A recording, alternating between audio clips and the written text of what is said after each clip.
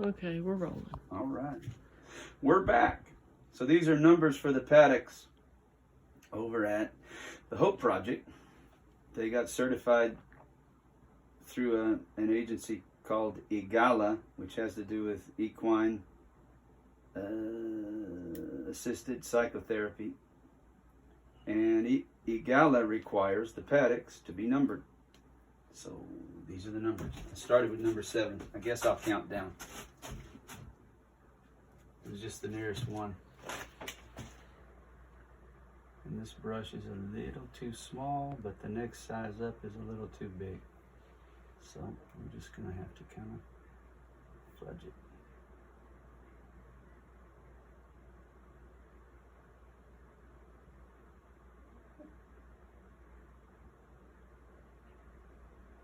Greatest videographer in the whole wide world is behind the camera. She's a genius. Absolute genius. Yeah, whatever. She is a good photographer, actually. All right, there's the 7. I taped off the border and then peeled the tape while the red was wet. We made a nice clean edge. There goes the 7. And put that there. I guess we'll do 1. That one's kind of simple. Why don't you do the 2 while we're videoing? 2 it is. So they can watch you how you move and curve the brush. Deal. Well, it's a little high, but that one's harder to paint, right, than the 1? it is. Mm-hmm. I don't know. They're all different. They're all the same. And what are you doing now, playing in the paint? What's that called? Well, so I'm loading the brush full of paint, and then I'm also getting the right amount in it, and I'm kind of trying to bring it out closer to the tip of the brush. And Now, do you know that by looking at it or by feel? by feel. That's all by feel. And that's something you acquire through time, right? Yes, a fair amount. And I'm gonna have to wear my glasses, I think. Put them on, brother. I'm gonna have to. Okay. Son of a... No shame in that country. I got these the other day. They work real good. Yeah, country can see.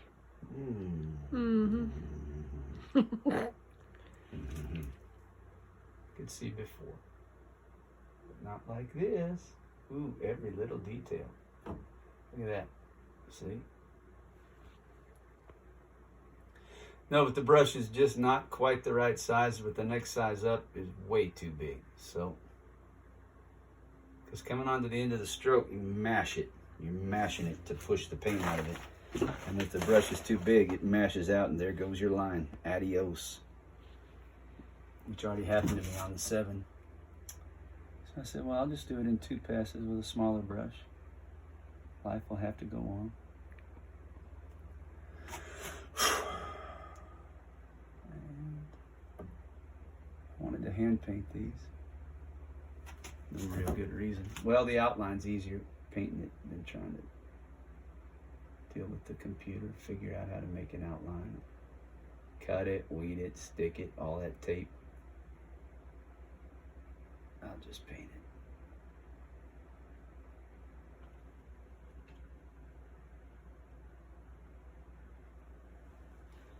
So it's a good idea to start at the top and work your way down. So you won't be dragging your hand through it. Some of this stuff is just common sense. Like here, it's in sort of in the way.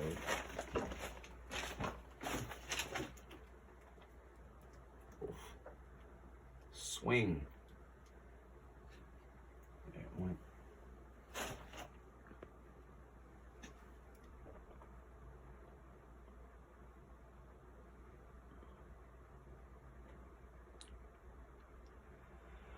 I was painting a sign at a new car lot in Denver.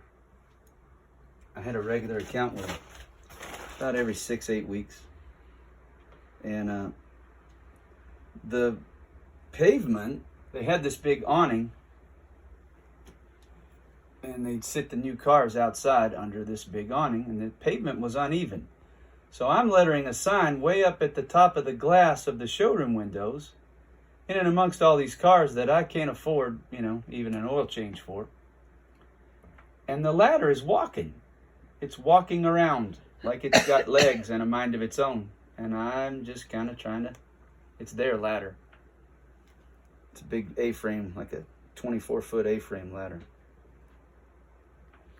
And so I'm working on the sign, but I've kind of become cautious because this thing is getting kind of squirrely. So I set the paint on the window ledge, and I was holding on to the truss, and that daggone ladder went out from under me. And I was outlining the letters. So I'm hanging.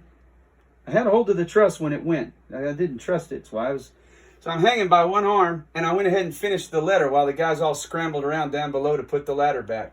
And that's, for some reason, what I'm remembering as I paint this too. Susan wasn't there for that adventure. She was out at Coaldale. I'd go to Denver and get the flu and just about die every time I went, because we lived in a valley that was 10,000 feet above sea level with 5,000 more feet of mountain in the middle of nowhere, right on the eastern edge of the Sangre de Cristo Mountains and the Sangre de Cristo National Forest.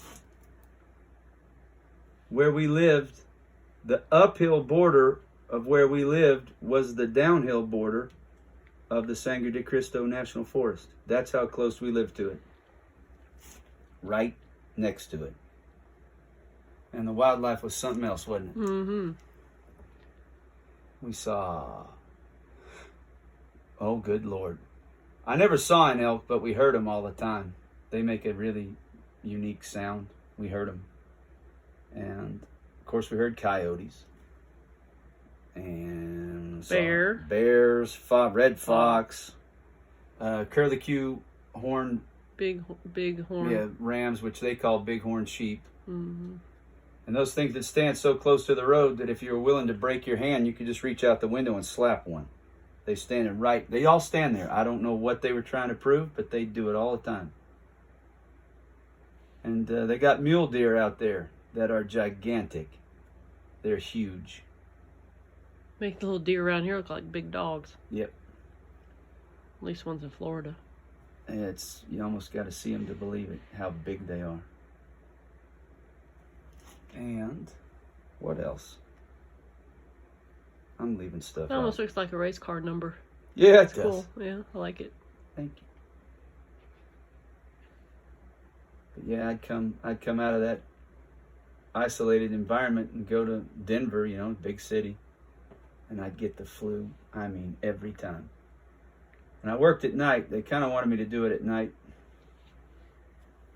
And I'd get the flu and stay up for a couple days, and I'd just be wasted. So one time, I'd gone to do... It was a Jeep Eagle dealership. The general manager, whose name, to my shame, I have forgotten. He's a good dude. He was all right. And I enjoyed having that account, but I'd had the flu, and I'd been up for a couple of days. And I was so tired. So Susan was coming with a family that we were friends with, and they were bringing her as far as the Springs. And we all had dinner, and I told her, you're going to have to drive, because I'll kill us. I'm done. And right then it started snowing, Colorado style, which means a whiteout, a blizzard. You couldn't see nothing.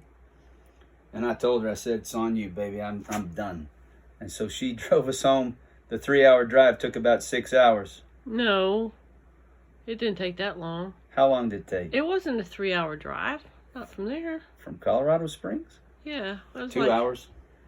Yeah. It took about 4, I think. It took a while because I wasn't doing over 15 miles an hour because I couldn't see. And how did you spot the side of the road? By the grass that was growing on the side of the road. That's how she... Yeah, and then if a 18-wheeler came in front of me, it would just put all the snow right on the windshield, and it would be a whiteout for me driving. I'd be going, oh my God. It's white-knuckling it the whole way home. I was oblivious. You were so sick. You had your head in my lap. You just had a fever. You were sick. But she took us home.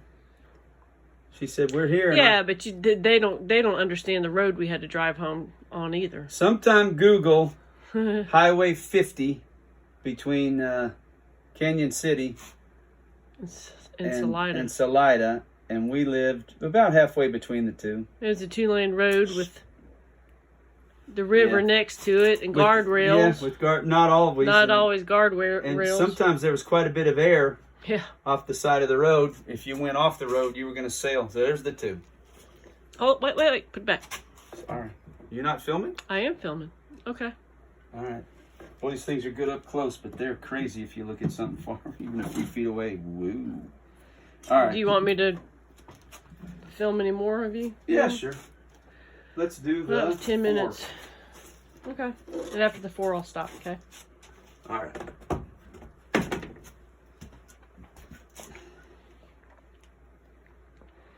You still going?